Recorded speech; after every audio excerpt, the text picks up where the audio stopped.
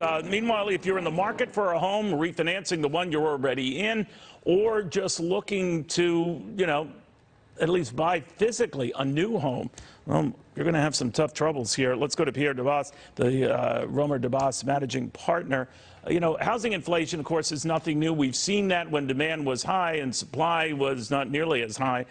So it serves as a good reminder that equation would be still problematic to keep homes affordable. Now, with the slowdown, though, you'd think that maybe the math would be reversing, Pierre, but it's not. What's going on? It's definitely not yet, Neil. And what you had, a year ago is that you had record high prices, but interest rates were at record lows, making it more affordable for people to stomach the rapid price appreciation that we saw in the last 2 years. And all of a sudden today, you have both. It's a perfect storm of maintaining record level prices and interest rates more than doubling, where as opposed to talking about 2 to 3% interest rate, last summer, you're talking, 5.3 to 6% interest rate now. So it's making it, extraordinarily unaffordable for many to get into the housing market. And we're not even taking into consideration the, inflation stats that came in this morning and the general cost of everything under the sun having skyrocketed as of late. It's interesting, too, the backdrop for this, Pierre, maybe because of all of these features you just outlined, home builders are trying to slash prices or get savings wherever they can. They're pulling back on spec home building and all of that. And we're seeing construction pull back as buyers pull back. How bad does this get?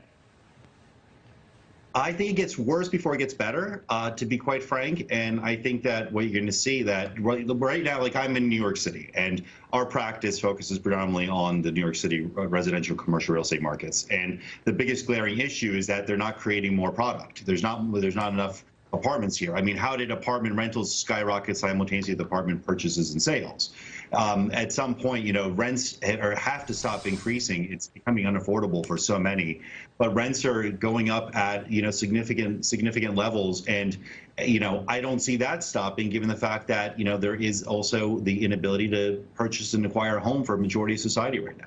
It's interesting, too, because to your point, rents are now, accelerating at a 4-decade high. I think we're already at levels, we have not seen a pace, which was back to 1986.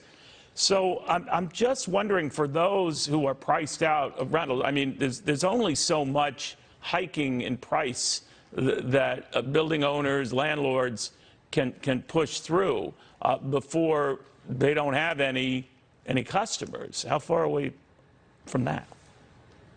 I think I'm hoping we're there sooner rather than later, because, this goes on, where right now you think about what we went through in the last couple of years. We had a massive relocation of everybody throughout the country based off of remote working, COVID, and everything that we experienced. And, that's sort of coming to an end. But if rents keep increasing at this rate, it could potentially spark another relocation of people having to leave, areas near major cities due to affordability issues.